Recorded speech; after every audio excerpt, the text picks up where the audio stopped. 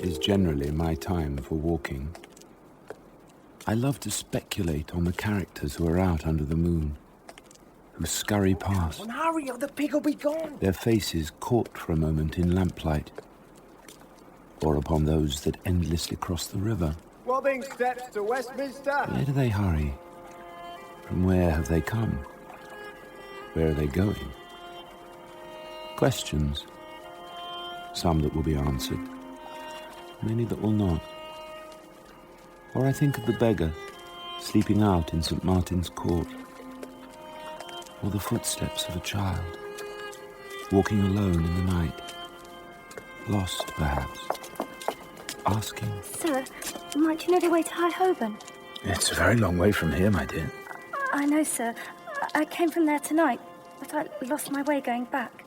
You came all alone? Oh, I don't mind that, but I am a little frightened now. Why do you ask me? I might tell you the wrong way. I'm sure you won't. Really? Well, you are quite an old gentleman, and... Not that old, I'm about to say. But then, looking at the child, I think maybe I do seem trustworthy at least. And I can't help wondering what her story is. Come along then.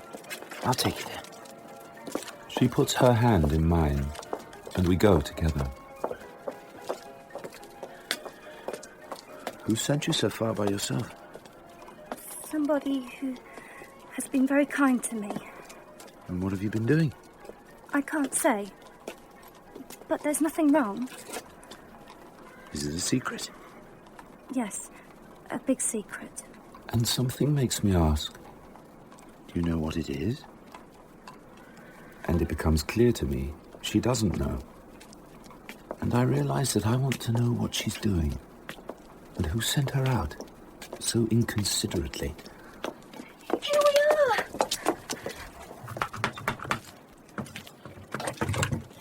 Grandfather! No! Oh, I got lost. What? But this gentleman found me. Oh, my dear. I found him, and he found the way home. Oh, here we are. Why, bless you. Nell, how could you lose your way? What if I had lost you? Nell. Oh, my So dear. little Nell all alone. Except for the little old man peering out from the door of his shop. Sir, I am eternally in your debt. Please, please, come in. Come in. And so I enter into the old curiosity shop, for that's what it is, full of the most incredible clutter, suits of armour, a coal scuttle full of billiard balls, tapestries, weapons of wood and iron. Sir, you must be tired. Please, to sit. As I do so, I notice the child skip through an inner door, and I catch just a glimpse of a little bed. However can I thank you, sir? By taking better care of your granddaughter next time, sir. More care of her? No one ever loved a little girl as much as I love Nellie. Sending her out at this time of night, I hardly consider... I don't consider her. That's how much you know. Little Nellie. And his expression softens, and a kind of raptness comes into his eyes, and we sit there, in silence for a while, until the little door opens, and Nell comes out, her light brown hair loose now around her neck. You see, she's not my child, sir. Her mother was, and she was poor, and I have saved nothing. I live, as you see, but... Nell, oh yes, she shall be rich one day. Nell, do I care for you? Do I? Of course, Grandfather. And do I love you? Of course, Grandfather. Yes, say it for me, Nellie. You love me, Grandfather, and I love you. Why, we love each other. And she cheerfully goes back to her tasks. Look how she clears and tidies, and trust me, sir, I do care for her, only for her. Everything is for her. Oh, yes. Grandfather. And there she is, this Nell, holding a coat and hat and... those aren't mine, my dear. No, they're Grandfather's. But he's not going out, are you, sir? Yes, he is. But what happens to you? I stay here. I always do. Besides, I have my songbird. Come along now, sir. Time is passing. I'll walk along with you. Good night, Grandfather. And good night, sir. And thank you. Angels guard thee, Nell. Early in the morning, I'll be home. You won't have to ring twice, Grandfather. I always wake. You know I do. And good night. Good night to you, sir. And once more, my thanks. Sir.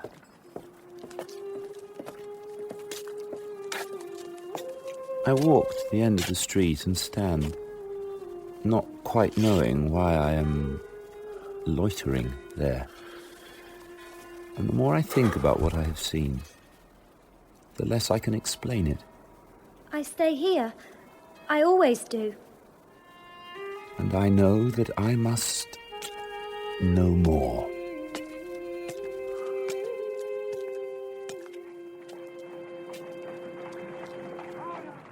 And so it is that 2 days later I return to Holborn and enter the old curiosity shop to find You will murder me one of these days, won't you? a very different scene. Oh, and you'd swear away my life. We all know that.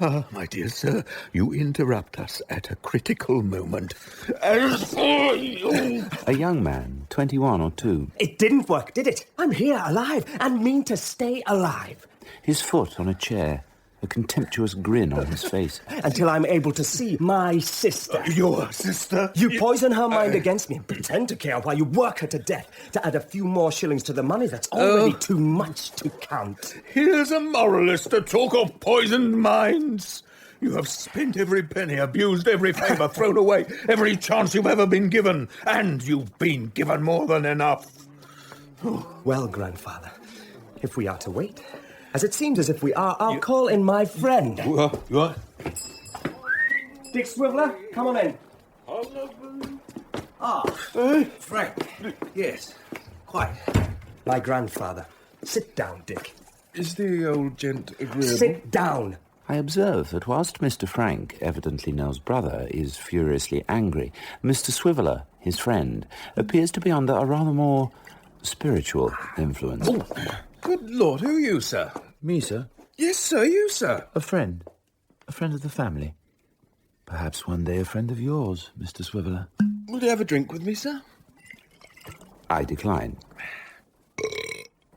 He sits down. Grandfather and grandson proceed to stare at one another. Why do you bring your drunken friends here, eh? How often do I have to tell you I have no money? I have nothing except Nellie. I am poor. And I know better. You've chosen your own path. Leave me and the girl alone. She'll be a woman soon, Grandfather. And it would be a pity if she were made to forget her brother. You take care. One day she'll be rich, and you'll be in the gutter. When she has your money. How like a poor man you talk. Dick, shut up, will you? Grandfather, I'm sorry I've been so long. Oh, Well, Nellie, do they teach you to hate me? Frank, of course they don't. Do they tell you to love me, though? They don't talk about you at all. Oh, I believe you there. But I do love you, because you're my brother. Well, hurrah for the little gal. That's what I like to hear. And if only you would stop making Grandfather so angry, then I could love you even more. That's today's lesson, is it? But the child doesn't answer, because we are suddenly aware that there is someone else in the shop. Someone who entered with Nell, but somehow remains unseen until he wishes to announce himself. Well, what a pleasant family scene, eh? All happy at home, round the empty hearth, eh? And this is your grandson, neighbour, eh? Yes.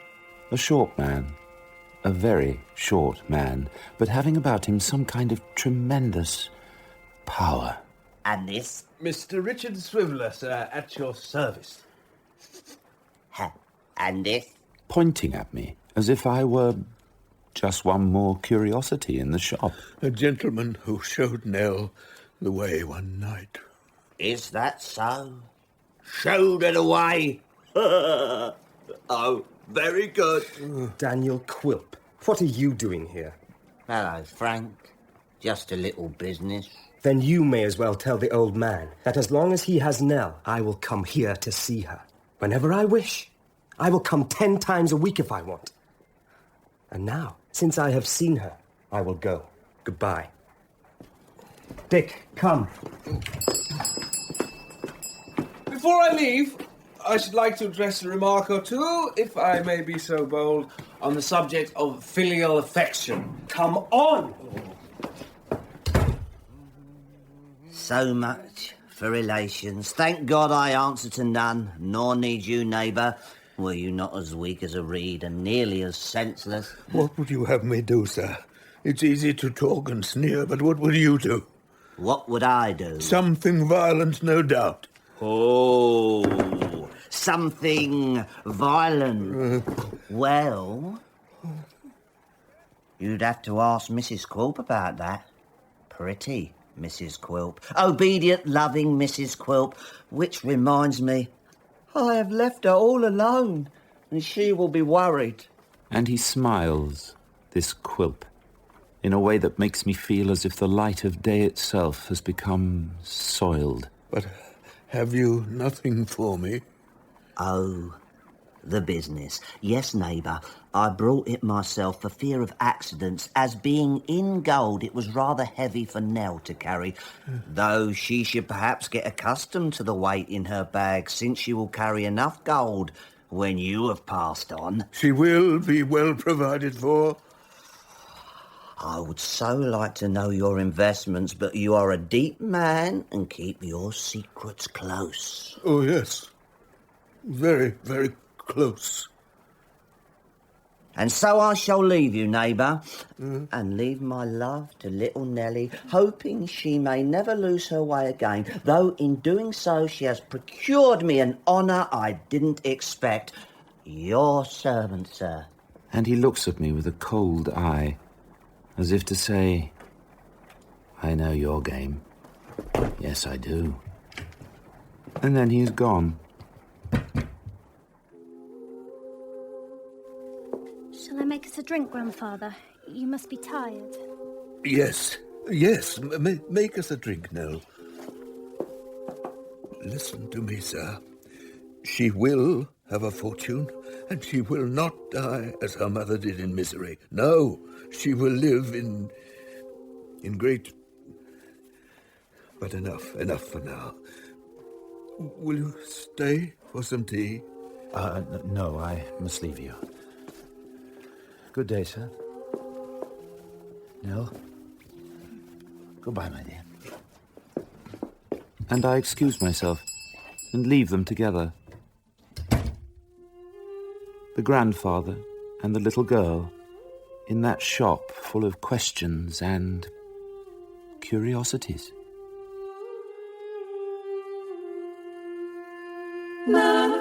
Daniel Quilp, though he may be my son-in-law, mark me well, and they can say all they want. Well, here we are. There's many that do, about Quilp. But where, exactly, has our curiosity led us? But there's any number of things he keeps very close. Exactly. To the house of Mr. Daniel Quilp, that mysterious man so interested in little Nell and her grandfather. They can say what they like. But there's never much the matter with him. And Mrs. Quilp's mother, a lady, I think, yes, I'm sure, whose opinion of her son-in-law is none too admiring. Ill weeds are shorter thrive. Mamma. If your father had spoken to me as Mr. Quilp speaks to you, Well, it's all very fine to talk, Mamma, but I know that if I were to die today, Quilp could have any woman he wanted. Oh, rubbish. The best-looking woman in the city, if he wanted her mother. Oh, he has his ways and his means. If she was free, and he chose to make it so... You let him use you, Betsy. You do. And abuse you too. But you know it, don't you, Mamma? I know nothing of the sort. He's a tyrant. You daren't call your soul your own. Pour me more sherry, will you, Betsy? Ah, how nice. Sherry.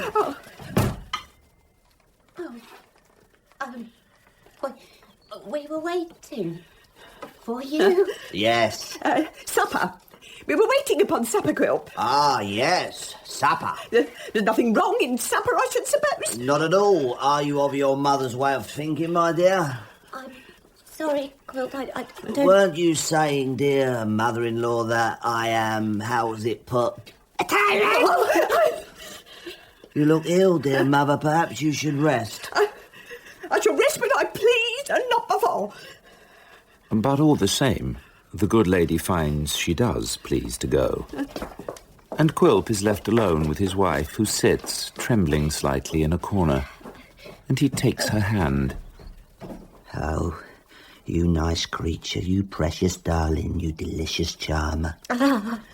Such a jewel, I'm so fond of her, aren't I? Yes, Quilp. The best of her is, she's so meek and she's so mild and she never has a will of her own. And she has such an insinuating mother.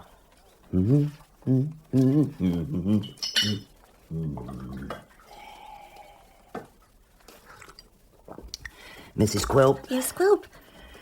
Tomorrow I shall bring the child Nell here.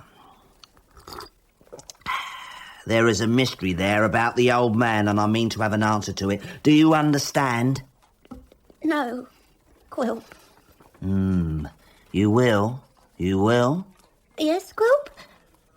And now, I feel like smoking. No, don't go. Stay where you are in case I need you. And he takes a cigar and a glass of grog, and sits, sips, and smokes. And the sun goes down, and the stars come out, and still he sits, and pretty Mrs. Quilp sits beside him. And when she fidgets, he grins, and if she starts to doze... Still there? My dear. Oh, yes. Yes, Quilp. And he lights another, and another, and another, and sips and blazes away until...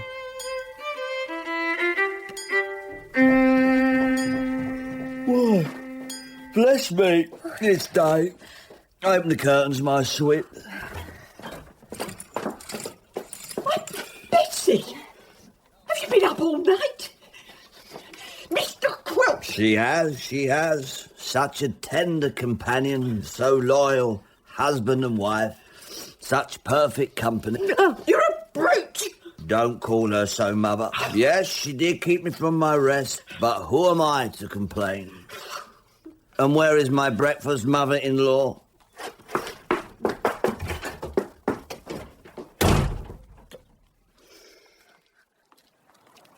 Having eaten his breakfast, Daniel Quilp makes his way across town to the banks of the River Thames, where he keeps his office, if office it can be called. Here he is.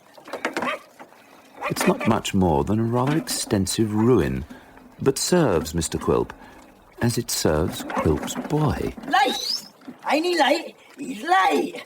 An odd youth of some unknown years who looks after the place, after a fashion. Leave off! Leave it alone, whatever it is, or I'll... You what not? You won't do nothing. I'll beat you with an iron bar. I pinch your eyes, so I will. Oh, yeah, that's it. A dog you sound like and a dog you are. Missed! You're not too fly for you, Mr. Q. Down, you dog. You fly dogs.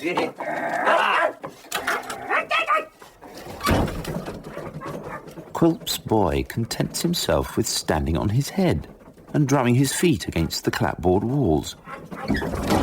Stand on your head, you dog. I'll cut your paws off. It bothers Quilp not a whit. He even seems to like the music, and he sits, and in a trice is asleep. And he dreams until... Wake up, Courtney. There's a girl coming down.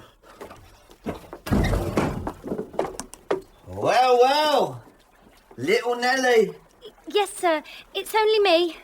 Only do I not see... Tell me I'm not seeing double. 2 boys in my yard. Why, sir, that's Kit Nubbins, my grandfather's servant. He helps around the shop. He's no harm, Miss Kit. Will you wait, Kit? I'll wait, Miss Nell. Well, now, come in. Shut the door.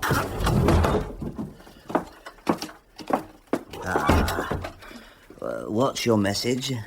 I have a letter from my grandfather. Sit down. Good. Wait. Now, do you know what this is about, Nell? No. Are you sure? I'm sure. And you may die if you tell a lie. I really don't know. All the money gone in 24 hours? What the devil has he done with it, eh? You're looking very pretty today, Nell. Charmingly pretty. Are you tired? No, I'm all right, really. But I should get back. There's no hurry, none at all. Come here, come closer. What is it, sir? How would you like to be my number 2, Nellie? Your what? My second Mrs. Quilp, eh? Oh, when the first one is dead, of course. To be my wife, my little cherry-cheeked, red-lipped wife. I don't think, sir, I want to be anyone's wife just now. Oh, 2 or 3 years. You be a good girl and who knows. Now, you should come with me and see her, the present Mrs. Quilp. She likes you, you know. But Grandfather told me to come back as soon as I had an answer. But you haven't it, Nell, and you won't have it and can't have it until I've been home. So if you want your answer, you will have to come along with me. What is going on? It's Kit. He's fighting. It is so. Kit Nubbins, servant and general factotum of the curiosity shop, is locked in mortal and muddy combat with... My boy! Down, my boy! You dog! Stop now! You whelp! Kit, stop it! Kit, please!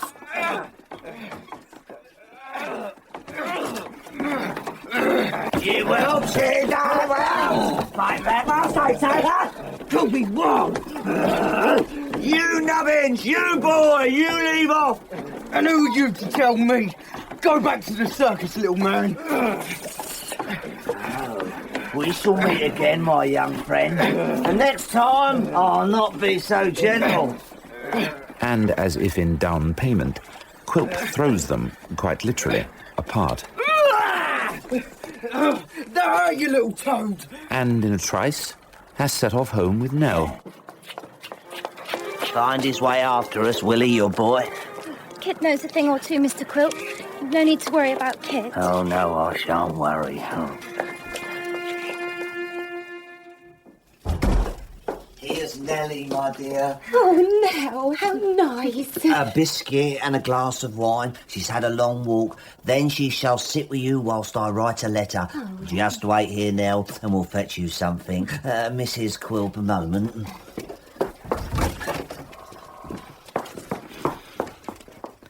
See if you can get out of her anything about her grandfather. You have a way with you. She'll open up to you, do you hear? Yes, Quilp. Well, what's wrong with you? I do like her. Yes, and she likes you. I mean, I'd rather not.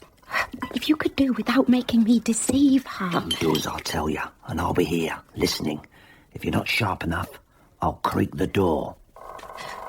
To remind you. Here we are now. Drink this. Been back and forth so often of late, you must be tired. Oh, no, not at all, Mrs. Quilp. I don't mind it at all. I was saying to Grandfather, I think I must have worn a little path between our 2 front doors. Oh, and what did he say to that? Oh, well, you know, he seemed sad. Sort of sad in that way he does. Would you like a biscuit or some more wine? I will have a biscuit, if I may. Have one of these. Oh. It's a Shrewsbury cake and it's flavoured. Oh, that door creaks. But your grandfather, he didn't used to be so sad. Oh, no. He used to smile all the time, and we did all sorts of things, and now we don't. I'm so sorry to hear that. Sometimes me and Kit talk about it, but I don't know what happened. Everything was different. We can't work it out somehow. He'll change back to what he was, I'm sure. I don't know. I wish...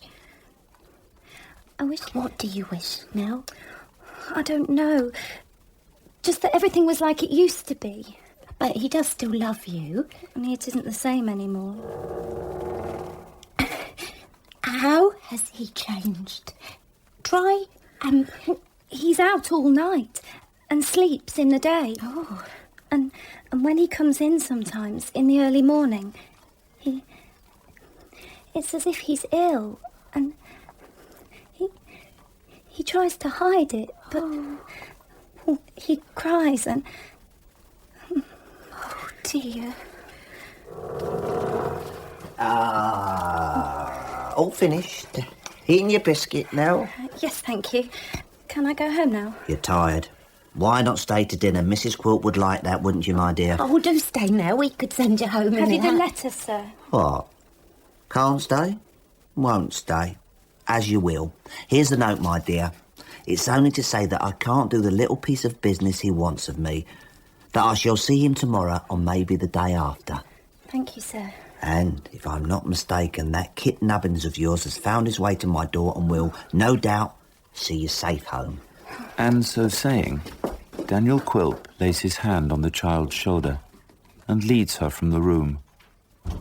And Mrs. Quilp waits, holding her hand to her lips, as if she has done something dreadful. What a keen questioner you are, ain't you, Mrs. Q? What more could I do? You could have done less. You could have been less than mother. I am sorry for her. Really, I am. Yes, and it was to you she betrayed her secret, and it was to me that you betrayed her trust. Stop it, Quilp. That's so horrible. And you can thank your lucky stars that you did. For now I've got the clue I want. The man's a gambler, and if I'm not mistaken, a poor gambler.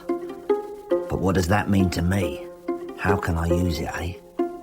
To get what I want from the old man. Quilp, where are you? I will have money. I must.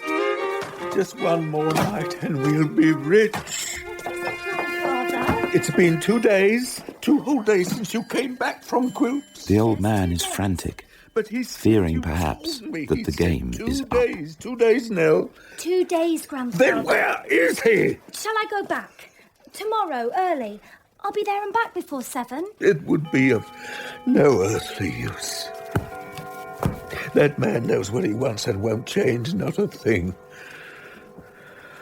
But if he deserts me now, when everything is so close, Nell, do you realize that tonight, and tomorrow, certainly, everything will be mended? Yes, all restored to the way it was.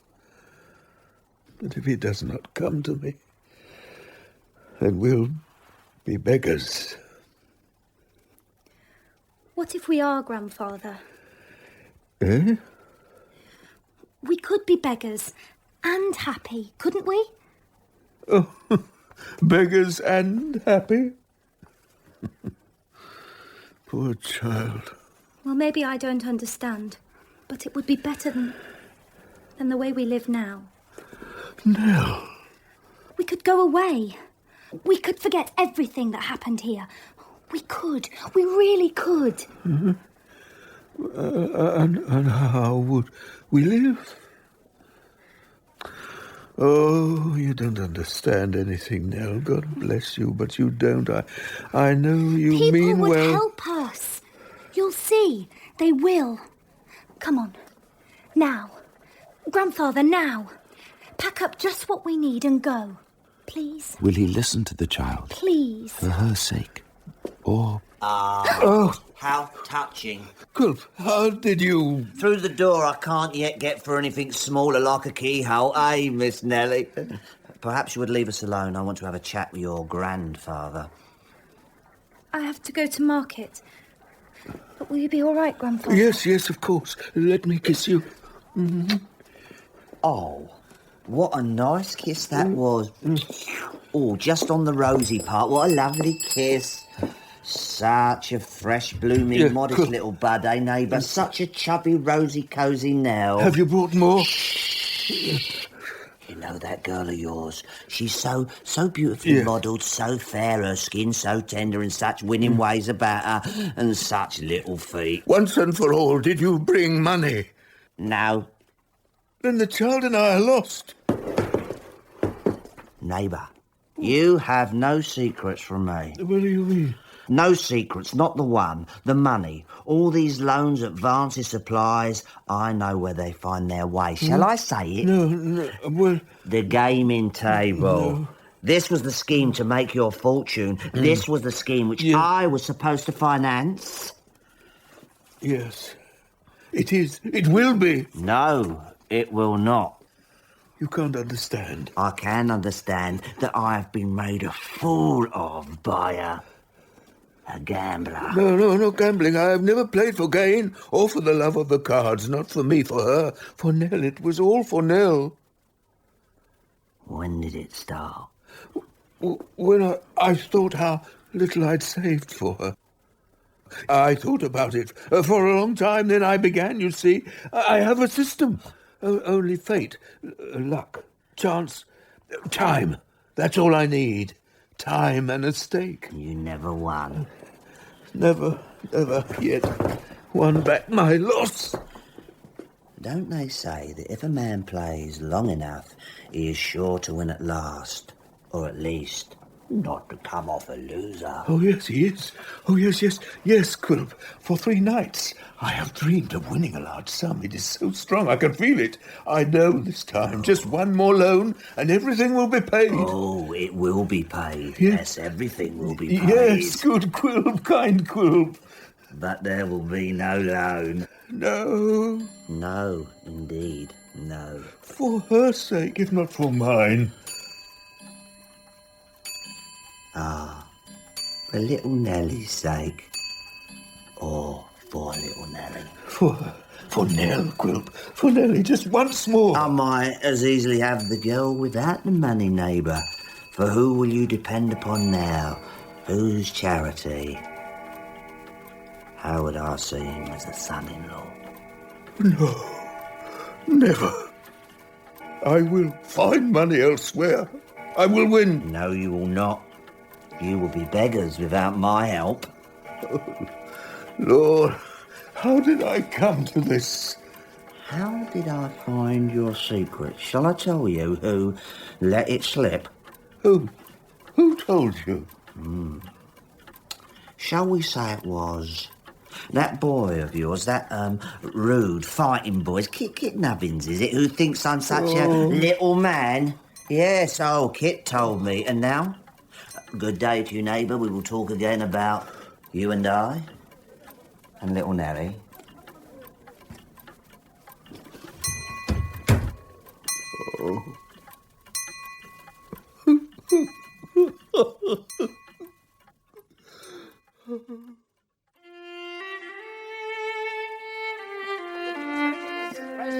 And all unknowing of this cruel betrayal, Kit Nubbins helps Nell with the shopping. The king of cabbages, Miss Nell, if ever I beheld one. Did you ever behold one, Kit? Cabbage king? Can't rightly say as I have. But if I had this, would be very like it. Kit, you do me good. You make me laugh. We all need to laugh, miss. And even more so when the money's in short supply. I wish sometimes there never was such a thing as money. It seems to vex grandfather so. Leeks, miss. I beg your pardon? Leek soup. My ma swears by it.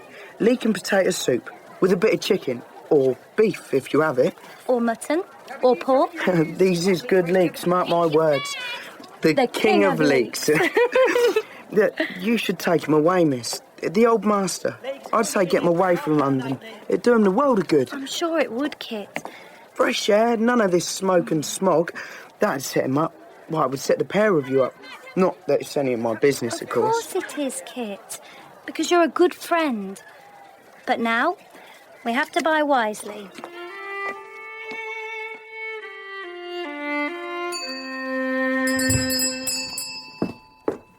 Grandfather, we're back. What?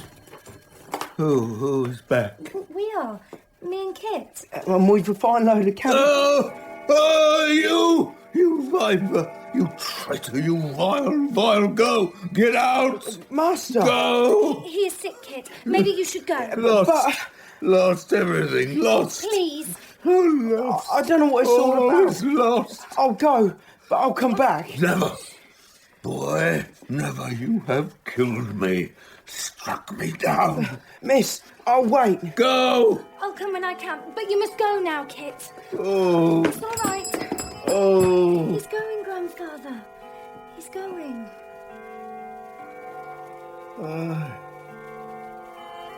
Gone. All gone.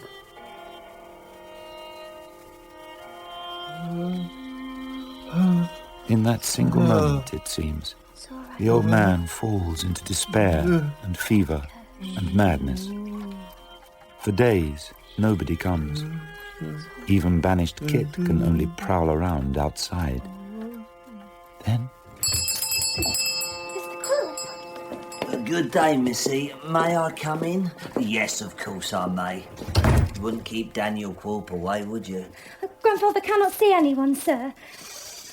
He is too ill. He has hardly spoken in a week. Please, let us alone, if you will. Nell. Nellie, my dear sweet girl. There is nothing I would rather do than let you be. But you see, the law will not allow me. Debts that must be paid. Sir, we will pay what is owed.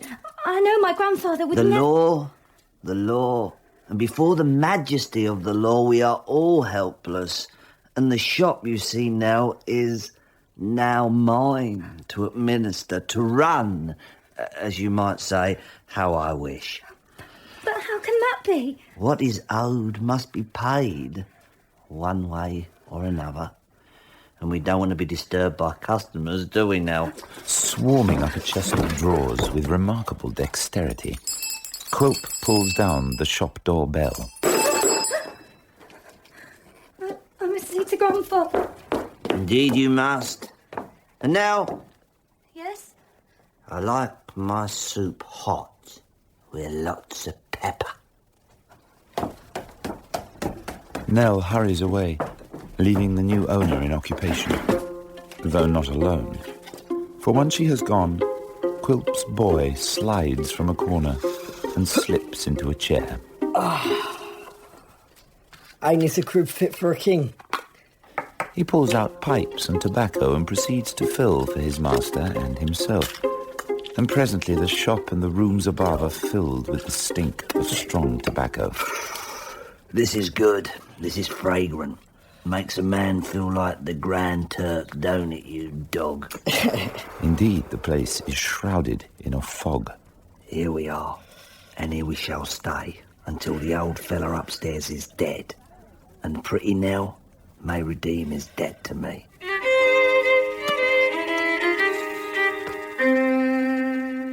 What is it? Fire! Run! Hide! Run! Grandfather, Yes, drink this. It's no fire. Fire! Just a little smoke. Let me see. Actually, quite a lot of smoke. See Never your worry. hand. You're hiding the Queen of Grandfather? Hearts. Little Queen. You must rest. My winnings. All gold. All my gold.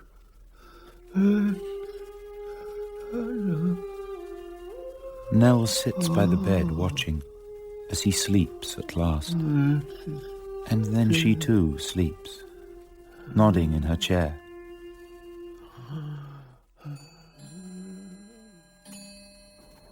But the sweetest rest must end. Why, what a pretty little Nell, and soon to be Nell all alone. Do not say so, sir. Please. And have you come to sit on Quilp's knee? Or maybe to slip into your little bedroom? I do hope the smoke will not have made it nasty for you. Let me see.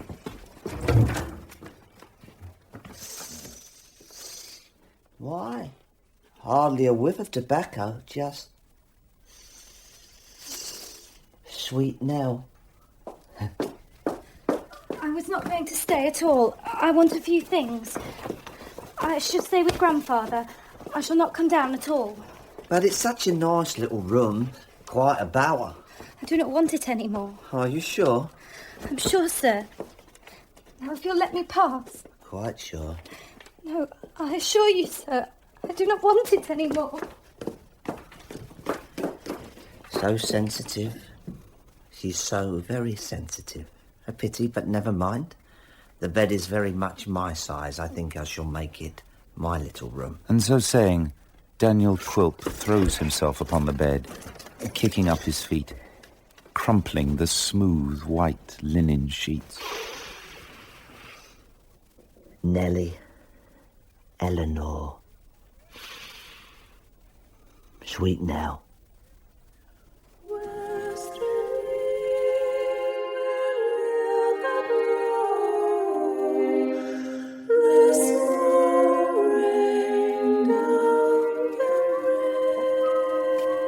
Poor Kit Nubbins, banished for no reason he knows from the old curiosity shop, and worse, from Miss Nell. But though his spirits are cast down, he tries his very best not to show it at home, in the crowded and tiny rooms that look out onto a narrow and sunless court, across which he hurries. Bless us! What's that? Who do you reckon, Ma? Not the King of Spain, that's for sure. Sit down, love. You look all in. No work to be found today, Ma. But never fear, tomorrow's another day. Well, that's what your dear old dad said. Just about an hour before he upped and died. Oh, poor old soul that he was. Ah, yes, indeedy. The room in which we and Kit find ourselves is poor but homely. It is clean. From the look of her, Mrs. Nubbins is not a woman to suffer dirt or disorder. Even now, past 10 in the evening, she's at work, ironing away. The baby is now asleep, though an older boy, maybe 2 or 3, sits chewing something unrecognisable. All in all, it is rather a queer-looking family, since Kit, his mum, and the 2 younger children look very much alike. Well, Kit, it's no use moping about what you can't mend. On the other hand, I can think of few places I'd rather be, did I need rest and the comfort of my friends. True enough, Ma. Dead. He is sort of unmendable. Any chance of a slice of bread and a bit of beef? Been waiting for you 3 hours or more. What am I do on, Ma? I hope there are many better than me, Kit. And I'm sure there are. Leastways according to what the parson at the chapel says. Fat lot he knows about it. Let him try being a widow and working like you do. For what you get and keeping his spirits up. Look, when he can do that, then I'll ask him for the time and trust him to be right to half a second. Beers by the fender, Kit. Well, I know you don't like me going on about the preacher, so good health to you, Ma, and to him. I don't bear him any grudge. And, you ain't been round to the shop? See how the old fella is? Well, to tell the truth, I do go round that way, just to keep an eye out. Does she know? Of course she don't. You do it just the same, even after the old fella threw you out? Well, I know what some people would say, Kit. Oh, yeah, what? You've fallen in love with her. Get out of it. What a load of rubbish. Oh, the way the old fella used to keep her locked up. Not seeing her soul from one week's end to the next. It's not natural, to my way of thinking. And if she hadn't had you, son, she'd had nobody. Well, you can... Someone outside. Crossing the yard and fast, too. Blimey, Miss Nell. Oh, come in. You shouldn't be round these parts at this time of night. What is it? What's the matter, love? It's Grandfather. He's not... He came out of his fever at about 5 o'clock. He seems better. A lot better. Oh, well, thank the Lord. He's really better, miss. Yes. I mean, if I come round... He still says it. You're not wanted. You must never come near us again. What? Never. That's what he said. Don't ask me why, because I don't know. This is... I mean, he... I don't know what you've done to him, Kit, but I hope it isn't very bad. What I done? I done nothing at all, you know that. But you heard him. Look, just let me talk to him. No, I can't let that happen. If he believes I betrayed him too, I'm all he's got left now. You can't come back, Kit. Never. Oh, Kit, what have you done? I thought you were my friend. I trusted you. You were the only friend I had. Whatever it is, I know my boy would never never do no harm to no one. Never, ever. It's all right, Ma. I bought his money for the week and a little more because of all the times we... I hope that you'll find somewhere else, another position, and that you'll do well. Oh, I hate this, and I wish it hadn't happened, and that everything... I'm sorry. I have to go.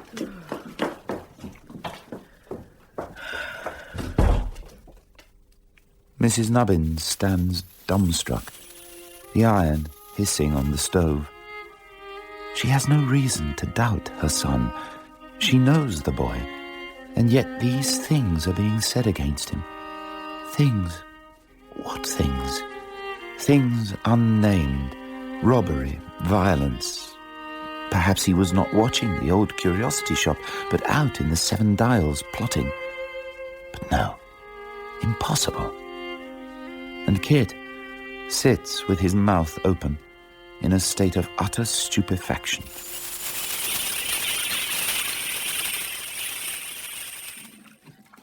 Observing Kit, as I do, I can say quite truthfully that he is not a deep thinker, more a boy of action, not given to sentimentality about people or animals. His feeling runs straight and true, and after a pretty uncomfortable night, he wakes and washes away the doubts of the night before. Kit, I've got your breakfast. Not still looking glum, are you, Ma? What am I to think after last night? You sneaking away to your bed without so much as another word. What was I to think? Well, you should think about what is. What is? Instead of what ain't. And what are you on about, boy? Well, look at it this way, Ma. I don't know what the old fella's got in his noggin, do I? I hope you don't. Well, I don't. So there ain't no earthly use worrying about it. What I do know is what I done. Or what I ain't done.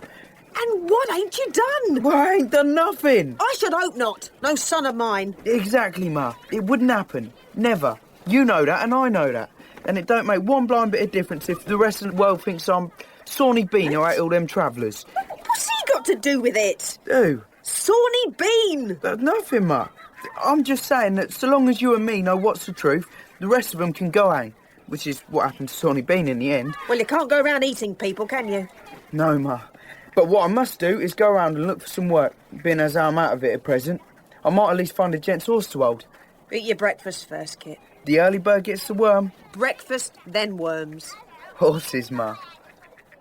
And breakfast it is, though a poor one, and not a lot more in prospect. And after, Kit sets out for town. And what a lot of gentlemen on horseback there are riding up and down. Hold your horse, sir. And how few of them Sir, need your horse held for a want their horses held. moment. Kit is getting tired of waiting when he notices a little clattering, jingling, four-wheeled chaise drawn by an obstinate-looking, rough-coated pony. It is driven by a little old gentleman with a little old lady beside him. Will you behave, sir? Will you do as I tell you? For some reason, as the carriage passes, Kit catches the old gentleman's eye, and for some reason, the pony chooses to stop. Whisker! I'm sorry, sir. I didn't mean to make you stop. Believe me, my boy, nothing makes this wretched animal stop, unless he is so minded. I was just wondering if, well, you might want the horse held. Oh, why indeed, young man, that would be... Wait, don't worry, hold on. Sir, no. Whoa, Whisker! Whoa! Don't worry, sir, I have him now. Come on, then. What did you say his name was, sir? Whisker. It might as well be Imper Satan. Are you all right, dear? Oh, good, wonderful. And so saying, the old gentleman helps his wife out of the carriage, and leaving Kit in charge of the pony, they go into an office marked Witherden, Notary Public. Now, Mark, you hold him well, young man, and you shall have a sixpence when we come out. And sixpence being by no means a sum to be sneezed at. Don't you fret, sir. Whisker and me will be good mates in no time, eh? That I would like to see. Come along, dear. And in they go. And so Kit stands, holding the bridle patiently, until a young gent emerges from the notary's office. A young gent with something of a superior attitude about him. One of those young men at the same time irritating and yet somehow fascinating. And not a little sharp-tongued, who can't resist poking his nose into, well, everything.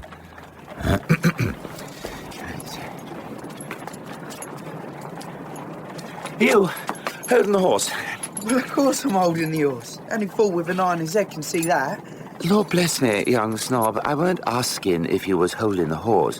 I was addressing you as one what was at that moment holding the horse. As in, you, young snob, what is holding the horse.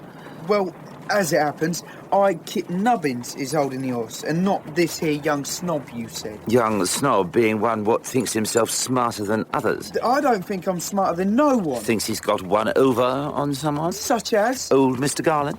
Reckon you got him wrapped round your little finger, I should say. I'm just upon his reins. Oh, very smart, young snob, very deep. But you'd have to get up early in the morning to get one past Chuckster. You being Chuckster-like. Correct, young snob. I wish you wouldn't keep calling me... Chuckster don't trust you, sir. Not by a long nor a short chalk. First moment I saw you, I said to myself, that boy is up to no good. All I'm up to is holding a horse. Are they going to be long in there? Long as they need. Mr. Garland is settling his son with the notary's firm. Going to join us, is young Mr. Garland. Not that he's that young, like. Not that it's your business, like. Not Kit's business, but he is able in a few moments to ascertain the truth of Mr. Chuckster's rather insolent remarks when old Mr. Garland and his wife emerge accompanied by the notary and a gentleman who must be young Mr. Garland, though to Kit's eye, and Kit has a sharp eye, young Mr. Garland doesn't look that much younger than his dad. Very well done. Very well done. Right, Abel? Settled you well here, I should say. Mrs. Garland, might I offer you a hand up? And, Mr. Garland, sir? Wait. I promised this boy, a sixpence. Yes, a sixpence is what, my dear, do you have a... But neither Mr. Garland, nor Mrs., nor young Mr. Abel, nor the notary, nor, upon a point of honour, Mr. Chuckster. Sorry, not a penny, nor a threepenny bit, not a farthing, nor a halfpenny, and most certainly not a silver sixpence. Looks like you're out of luck, young snob. It don't matter none, sir. The pony was good company. Better than some. No, young fellow, not a sixpence. So, here is a shilling. Now, I'm coming here again next week, Monday. So you'll be here to work it out, Thank you, sir. I'll be sure to be here. Oh, yes, we can believe that, can't we? Sure to be here. That's a good one. Sure to be here. Mark my words, we'll never see young snob again.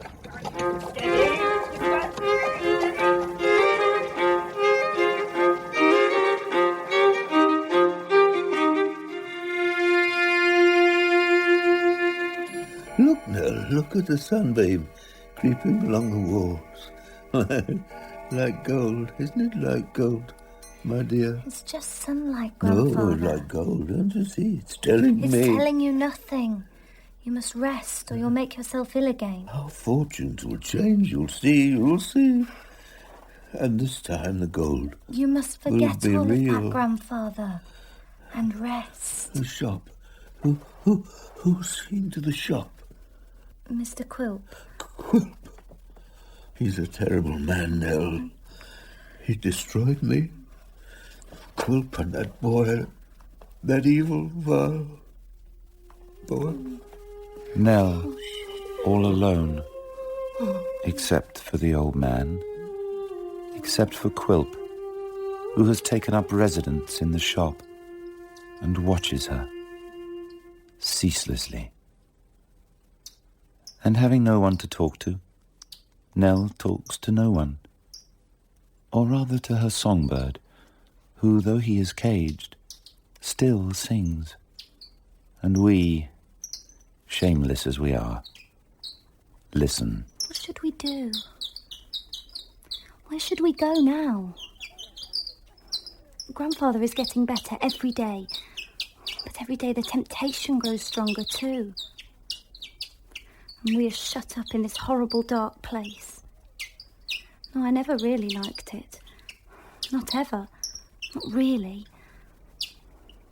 And now that Quilp is master here now. Miss Nell. Miss Nell. Kit, you must go away. Miss Nell. Kit, be quiet. He mustn't hear you. But you must now. Shh. All right, I'll listen. You can't believe that I'd do anything, whatever it is he says I've done. I must believe it. Or why would Grandfather be so angry with you? I don't know, but I tell you, it's hard not being able to come and find out how the old fella's doing, how you're doing. Have you got other work? Nothing yet. Oh, I'm sorry for it, Kit. Now, when he's ready for it, you tell him that I never done anything to harm him. It's not that I want my job back or anything. It's just that I can't bear it that he should think that about me, that I done him wrong. Kit, I don't know what to say. Somebody there? Who's there? You must go. So must you, miss. Take the old man in and get out. Get out as soon as ever you can. Who's there, right? If I do, Kit, my bird. I'll look after him. I swear it. Go. Now. Go. What's the matter, thieves? Huh? Roast your feet on hot coals, eh? There's no one, sir. No one at all. Ah, there you are, Nellie. My sweet. Are you sure there was no one? No one.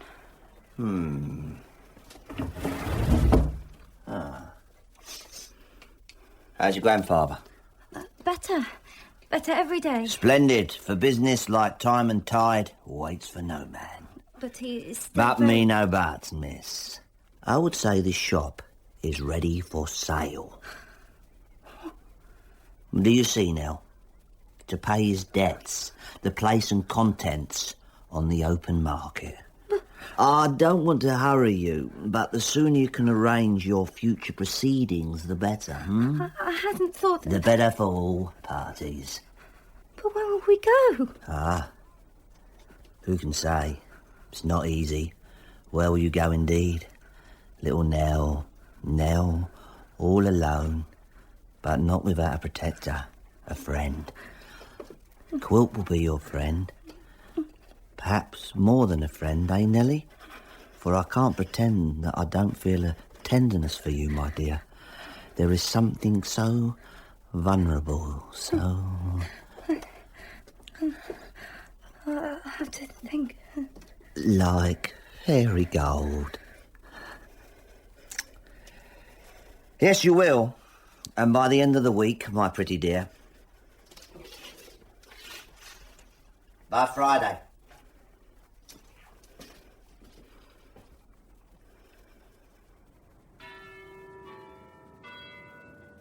And on Thursday night, as the church clock strikes 3:30, Nell packs those few belongings she thinks they'll have strength enough to carry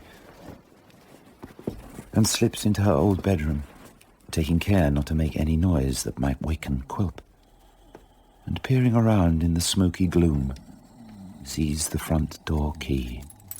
Dog? Well, burning fire. From the kitchen, she takes a few scraps to see them on their way, and then returns to her grandfather's room. Wake up. Wake up now. It's time to go, Grandfather. What? No, what's wrong? You must be very, very quiet. And come with me. What is your name? Now come on. It is going to be a fine day, cloudless, the air like the breath of angels, and the streets still empty at this hour. Grandfather, are you all right? What is happening now? It's a holiday, Grandfather. We're going to the country. You'll see. It'll be so beautiful. Yes, the trees. And yes, why not, Nellie? Why not a holiday? Come on now.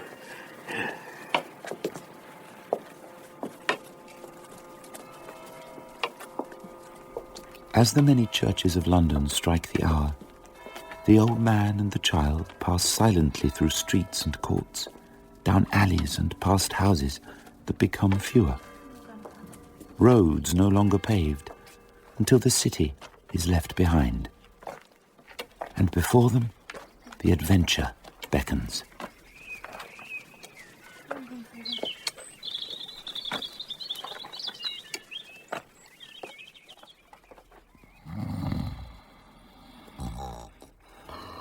Meanwhile, Daniel Quilp, Esquire, slumbers on unconscious and unsuspicious of any mischief.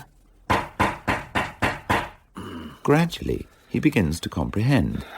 There is someone at the door. Then, further, that he commanded Mrs. Quilp to be here good and early. What's she at? Oh, the fool. Wait, woman! Dressed ready, except for waistcoat and jacket, he reaches for... The key. Where is it? Did I leave? Wait! Don't lie, woman, wait! Give me time. Unlocked. Damn me for a careless fool. Ah! Well, madam, what's the meaning of this broadside desk? It is not Mrs. Quilp who faces his raised fist. It is Mr. Dick Swiveller, music hall aficionado, friend of Nell's brother Frank. Stand back! Oh, there's more where that came from, yes, by golly, there is. Oh, damn you, sir! Any more? There's a large and extensive assortment, always on hand. Don't be shy, come and buy. Orders dispatched with promptitude. I thought you were someone else. Why didn't you say you were? Why didn't you say who you were instead of raising your fists to a fellow? Do I know you? Richard Swiveller, at your service. We met a few weeks ago. Yes, you were with Miss Nell's brother. Frank. That'll be it, Frank. Why are you here? Why?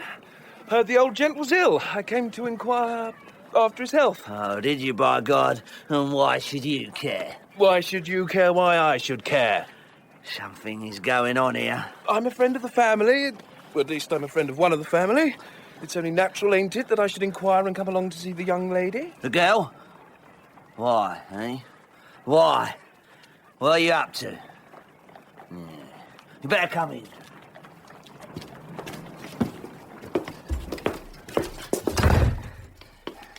Nell, come down, my dear. Here's a caller for you. You seem to have made yourself at home here. I am at home, young gentleman. Nell! Quilp rushes upstairs. Dick looks around at the cheerless, empty shop. Huh? Gone? Gone? Gone where?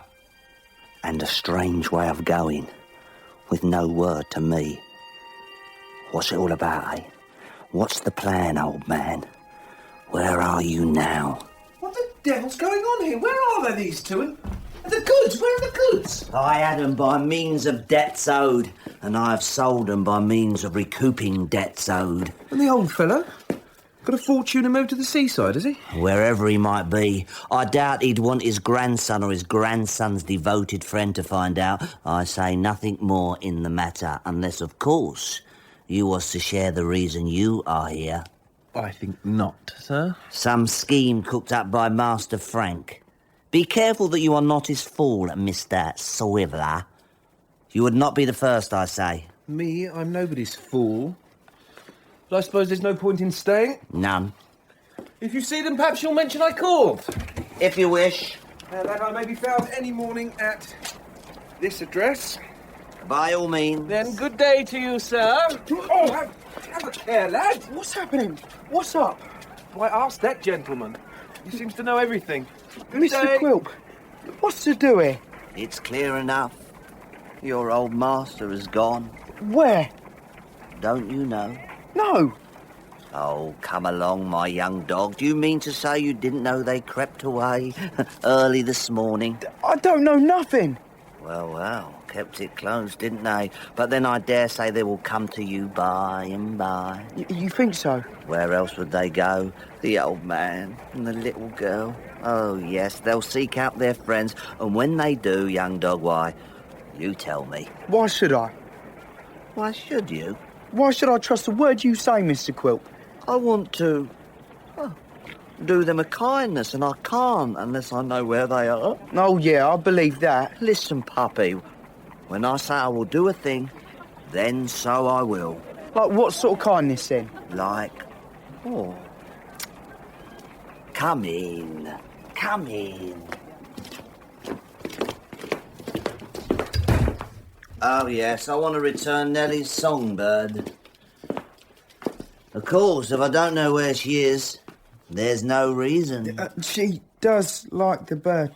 She said it was her only friend. But if she's not here for her only friend... Its neck might as well be wrung and there's an end to it. No. No? I'll take it. And what will you give me for it, young puppy? I ain't got no money. I was turned off. Oh, dear. Then it seems as if... No! Are you a boy I can trust, eh? A whelp to keep his word? Yes I am. Then, as soon as you hear, you come and tell me, and the bird will live. As soon as you hear any word of pretty Nell, eh? You come straight to Quilp. So many questions, then. Where will Nell and the old man go? What exactly is this Dick Swiveller up to? And Quilp. Always Quilp. What does he want of the runaways? Money? Surely he has enough of that. Nell, then. Beauty, innocence, virtue. He has so little of those.